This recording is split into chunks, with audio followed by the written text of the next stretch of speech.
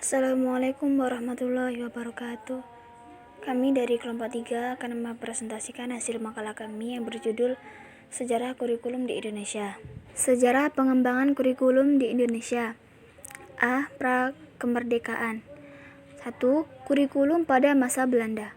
Pada awalnya, bangsa Eropa baik Portugis maupun Belanda belum memperhatikan pendidikan dan tujuan mereka mencari rempah-rempah dan berdagang. Meskipun demikian, tidak dapat dipungkiri bahwa bangsa Eropa ini datang ke Indonesia mempunyai tujuan lain, seperti menyebarkan misi agama. Hal ini dilakukan agar mempermudah pelaksanaan misi perdagangan dan misi agama itu sendiri. Pada abad ke-16 dan 17, berdirilah lembaga-lembaga pendidikan dalam upaya penyebaran agama Kristen di tanah air oleh Belanda. Sedangkan Portugis mendirikan lembaga pendidikan di Maluku dalam upaya mengembangkan agama Katolik.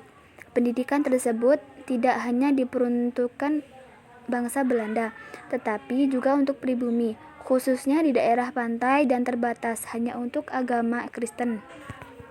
2. Kurikulum SMP pada masa Jepang.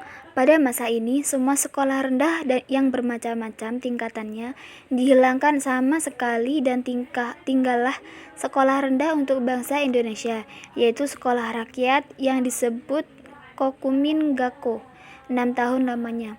Jenis pendidikan ini kurang memperhatikan isi anak-anak didik, harus membantu Jepang pada peperangan sehingga harus mengikuti latihan militer di sekolah. Pelajaran olahraga juga diperlukan dan anak didik disuruh untuk menanam pohon, jarak untuk membuat minyak demi kepentingan perang. B. Kurikulum pasca kemerdekaan.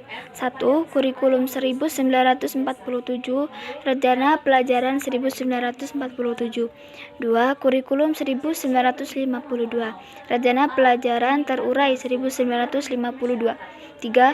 Kurikulum 1964. 4. Kurikulum 1968. 5. Kurikulum 1975. 6. Kurikulum 1984. 7. Kurikulum 1994. 8. Kurikulum KBK 2004. 9. Kurikulum KTSP 2006. 10. Kurikulum 2013. Kesimpulan, pasca kemerdekaan, kurikulum pendidikan nasional telah mengalami perubahan dan perubahan tersebut merupakan konsekuensi logis dari terjadinya perubahan sistem politik, sosial budaya, ekonomi, dan iptek dalam masyarakat berbangsa dan bernegara. Pengembangan kurikulum sebenarnya merupakan salah satu upaya untuk meningkatkan kualitas pendidikan di Indonesia. Ia sebagai instrumen yang membantu praktisi pendidikan untuk memenuhi kebutuhan peserta didik dan kebutuhan masyarakat. Pengembangan kurikulum merupakan alat untuk membantu guru melakukan tugasnya, mengajar dan memenuhi kebutuhan masyarakat. Kurikulum merupakan salah satu alat untuk membina dan mengembangkan siswa menjadi manusia yang bertakwa kepada Allah Subhanahu wa taala, berakhlak mulia, sehat, cerdas, berilmu, cakap, kreatif dan mampu menjadi warga negara yang bertanggung jawab. Sekian yang bisa kami sampaikan, kurang dan lebihnya kami mohon maaf.